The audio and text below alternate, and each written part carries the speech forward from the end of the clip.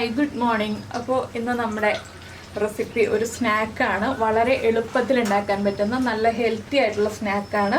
എന്താണെന്ന് വെച്ചിട്ടുണ്ടെങ്കിൽ നമ്മളൊരു കട്ട്ലറ്റാണ് ഉണ്ടാക്കിയേക്കണതെന്ന് നിങ്ങൾക്ക് എല്ലാവർക്കും കാണുമ്പോൾ മനസ്സിലാവും. പക്ഷേ ഇത് സാധാരണ കട്ട്ലറ്റ് അല്ല, നമ്മുടെ ചീര ഉപയോഗിച്ചിട്ടുള്ള കട്ട്ലറ്റാണ്. ചീര കട്ട്ലറ്റ് അധികം ആരും ഉണ്ടാക്കാറില്ല. എന്താണെന്ന് വെച്ചാൽ കുട്ടികൾക്കൊന്നും പൊതുവെ ഇഷ്ടമായിരിക്കില്ല ചീര ചേർത്തിട്ടുള്ള റെസിപ്പീസ്. അപ്പോൾ ഇതുപോലെ കട്ട്ലറ്റൊക്കെ ഉണ്ടാക്കി കൊടുക്കുകയാണെങ്കിൽ കുട്ടികൾക്കൊക്കെ അറിയാതെ കഴിക്കാൻ പറ്റും കേട്ടോ. അറിയാതെ കഴിച്ചു പോയിക്കോളും. നല്ല ടേസ്റ്റുള്ള കട്ട്ലറ്റ് ആകുമ്പോൾ അവർ കഴിച്ചു പോയിക്കോളും. അത് ചീരയാണെന്നൊന്നും അറിയില്ല, പറയാതെ കൊടുത്തിട്ടുണ്ടെങ്കിൽ ചീരയാണെന്ന് മനസ്സിലാവില്ല.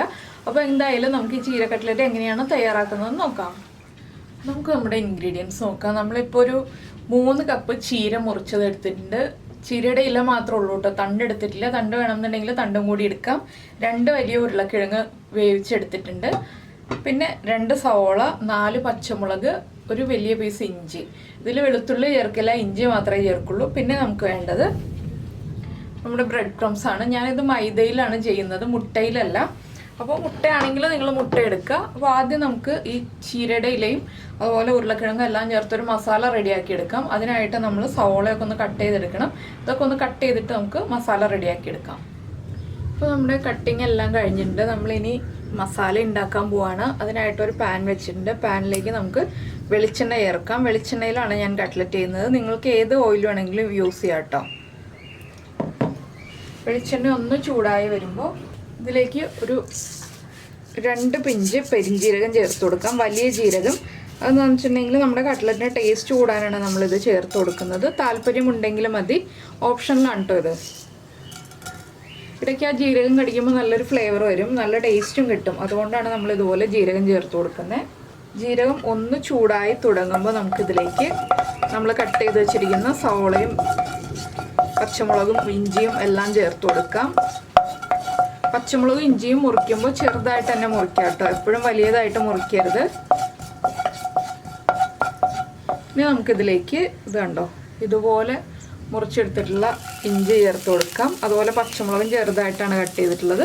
സവോള ഇതുപോലെ നീളത്തിൽ കട്ട് ചെയ്തിട്ട് അതൊന്ന് കുറുകെ കട്ട് ചെയ്തെടുത്തിട്ടുണ്ട്. ഞാനിപ്പോൾ പൊട്ടറ്റോ കുക്ക് ചെയ്തപ്പോൾ കുറച്ച് ഉപ്പ് ചേർത്തിട്ടുണ്ടായിരുന്നു. അതുകൊണ്ട് സവോളയ്ക്ക് ആവശ്യമായിട്ടുള്ള ഉപ്പാണ് ഇപ്പോൾ ആദ്യം ചേർക്കാൻ പോകുന്നത്. കുറച്ച് ഉപ്പ് ചേർത്ത് കൊടുക്കുക. പിന്നെ നമ്മൾ ഒരു 2 തണ്ട് കറിവേപ്പിലയും ചേർത്ത് കൊടുക്കുന്നുണ്ട്. അതൊന്ന് ചെറുതായിട്ട് മുറിച്ചിട്ട് ചേർത്ത് കൊടുക്കുക.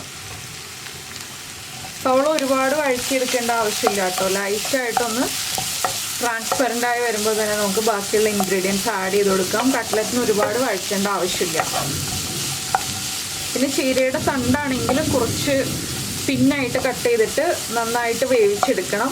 അത് കുറച്ചധികം സമയം എടുക്കും. ഇത് ചീരയുടെ ഇല മാത്രമായിട്ട് നമ്മൾ കട്ട്ലറ്റ് ഉണ്ടാക്കുമ്പോൾ വേഗം തന്നെ കഴിയും.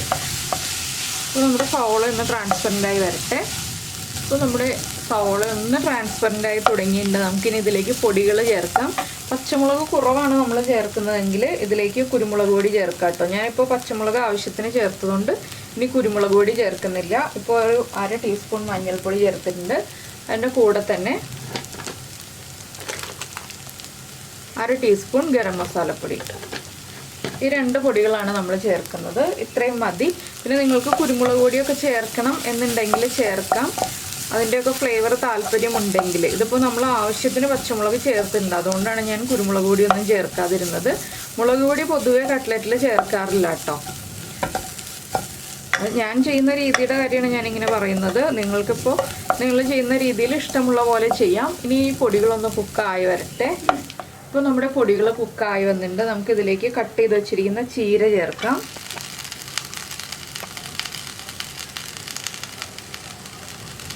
ചീര ചേർത്തിട്ട് ഒന്ന് അടച്ചു വെക്കണം കേട്ടോ. അപ്പോൾ എന്താണെന്ന് വെച്ചാൽ വേഗം തന്നെ ചീര കുക്കായി കിട്ടും. ഒന്ന് ഇളക്കി കൊടുത്തിട്ട് നമുക്കൊന്ന് അടച്ചു വയ്ക്കാം.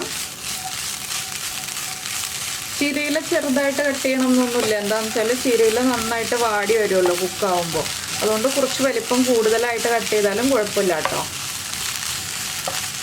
ഇനി ഞാനിതൊന്ന് അടച്ചു വയ്ക്കട്ടെ. അപ്പോൾ നമ്മുടെ ചീരയിൽ നന്നായിട്ട് കുക്കായി വന്നിട്ടുണ്ട്. ഇനി ഇതിലേക്ക് നമുക്ക് വേവിച്ച് ഉടച്ചു വെച്ചിരിക്കുന്ന ഉരുളക്കിഴങ്ങ് ചേർക്കാം. ഇനി ഉരുളക്കിഴങ്ങും കൂടി ചേർത്തിട്ട് നന്നായിട്ടൊന്ന് മിക്സ് ചെയ്തെടുക്കുക.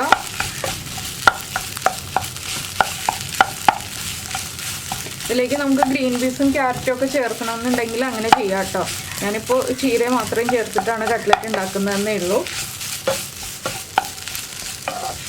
പിന്നെ ഈ ഒരു മിക്സ് ലൂസായി പോവുകയാണെങ്കിൽ കുറച്ച് ബ്രെഡ് ക്രംസ് ചേർത്തിട്ട് നമുക്ക് ടൈറ്റാക്കി എടുക്കാം. നമ്മൾ ബോൾ ഷേപ്പിലൊക്കെ ആക്കുമ്പോൾ കുറച്ച് ലൂസായിട്ട് തോന്നണം, നമുക്ക് അത്ര കറക്റ്റ് ഷേപ്പായിട്ട് കിട്ടുന്നില്ല എന്നുണ്ടെങ്കിൽ കുറച്ച് ബ്രെഡ് ക്രംസും കൂടി ചേർത്ത് മിക്സ് ചെയ്താൽ മതി. ഇതിൻ്റെ ഉപ്പൊക്കെ ചെക്ക് ചെയ്യുക. ഉപ്പ് കുറവാണെങ്കിൽ ഉപ്പ് ആഡ് ചെയ്ത് കൊടുക്കാം. നമുക്ക് എരിവ് കുറവാണെങ്കിൽ കുറച്ച് കുരുമുളക് പൊടി ചേർക്കാം. അത്യാവശ്യം എരിവുണ്ടാവും പച്ചമുളക് ചേർത്തതുകൊണ്ട് ഞാൻ പറഞ്ഞോന്നേ ഉള്ളൂ, എരിവ് കുറവാണെങ്കിലുള്ള ഒരു സാഹചര്യം. അപ്പോൾ നമുക്കിനി ഇതിൻ്റെ ഈ മിക്സിൻ്റെ ചൂട് മാറാൻ വേണ്ടി വെയിറ്റ് ചെയ്യാം. അതിന് ശേഷം കട്ട്ലറ്റ് ആക്കിയെടുക്കാം. നമ്മുടെ കട്ട്ലറ്റിൻ്റെ മിക്സ് ഇപ്പോൾ നന്നായിട്ട് ചൂട് മാറി വന്നിട്ടുണ്ട്.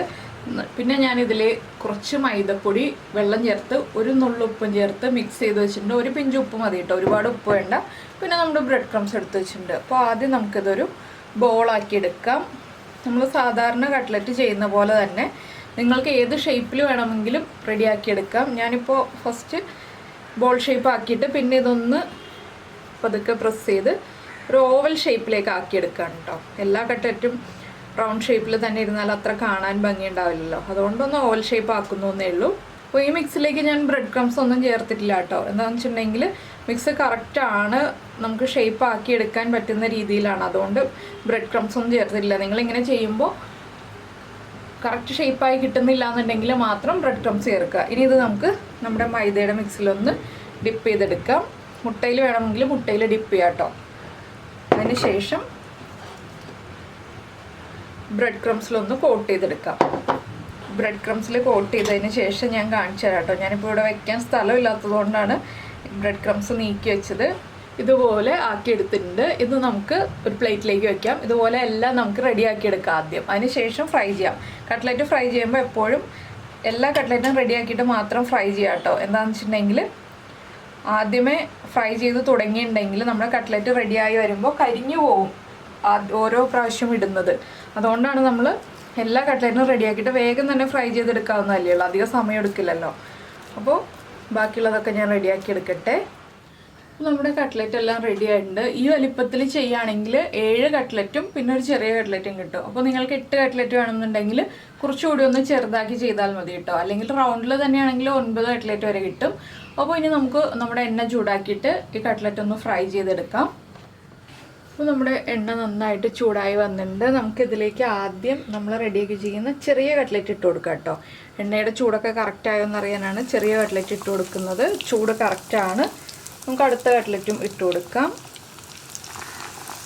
ഒരു സമയത്ത് 2-3 എണ്ണത്തിൽ കൂടുതൽ ഫ്രൈ ചെയ്യരുത്. എപ്പോഴും പറയുന്ന പോലെ തന്നെയാണ്.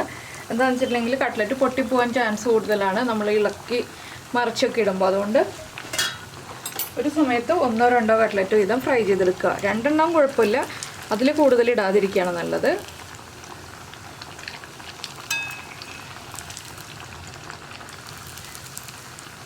രണ്ട് സൈഡും വേഗം തന്നെ ഫ്രൈ ആയി വരും. എന്താണെന്ന് വെച്ചാൽ നമുക്കിനി കുക്കാവാനുള്ളത് ബ്രെഡ് ക്രംസ് മാത്രമല്ലേ ഉള്ളൂ. ആ മൈദയുടെ കോട്ടിങ്ങും ബ്രെഡ് ക്രംസും കുക്കായിട്ടുണ്ടെങ്കിൽ വേഗം തന്നെ കുക്കായി കിട്ടും. ഒരു മീഡിയം ഫ്ലെയിമിൽ വെച്ചിട്ട് വേണം കട്ട്ലറ്റ് ഫ്രൈ ചെയ്യാനായിട്ട്. എണ്ണ ചൂടാക്കുമ്പോൾ നന്നായിട്ട് ഹൈ ഫ്ലെയിമിൽ വെച്ചിട്ട് തന്നെ ചൂടാക്കിക്കോളൂ. അത് കഴിഞ്ഞിട്ട് മീഡിയം ഫ്ലെയിമിൽ വെച്ചിട്ട് ഫ്രൈ ചെയ്യാം കേട്ടോ. അപ്പോൾ എങ്ങനെയുണ്ട് നമ്മുടെ ചീര കട്ട്ലറ്റ്? വളരെ എളുപ്പമല്ലേ ഫ്രൈ ചെയ്തെടുക്കാനായിട്ട്, വേഗം ഉണ്ടാക്കാം. അധികം ഇൻഗ്രീഡിയൻസും വേണ്ട, അധികം സമയവും വേണ്ട. അപ്പോൾ നിങ്ങൾ ഇതുവരെ ഇത് ട്രൈ ചെയ്ത് നോക്കിയിട്ടില്ലെങ്കിൽ ഉറപ്പായിട്ടൊന്ന് ട്രൈ ചെയ്ത് നോക്കിക്കോളൂ. അതുപോലെ നമ്മുടെ ചാനൽ ആദ്യമായിട്ട് കാണുകയാണെങ്കിൽ നമ്മുടെ വീഡിയോ പ്രസൻറ്റ് ചെയ്യുന്ന രീതിയൊക്കെ ഇഷ്ടമായി എന്നുണ്ടെങ്കിൽ നമ്മുടെ ചാനലൊന്ന് സബ്സ്ക്രൈബ് ചെയ്യണേ. സബ്സ്ക്രൈബ് ചെയ്യുന്നതിന് ഈ വീഡിയോയുടെ താഴെയുള്ള റെഡ് സബ്സ്ക്രൈബ് ബട്ടൺ ഒന്ന് ക്ലിക്ക് ചെയ്യുക. അതിൻ്റെ റൈറ്റ് സൈഡിലുള്ള ബെല്ലൈക്കണും കൂടി ക്ലിക്ക് ചെയ്യുക. അപ്പോൾ ഓൾ എന്ന് പറഞ്ഞിട്ടൊരു ഓപ്ഷൻ വരും.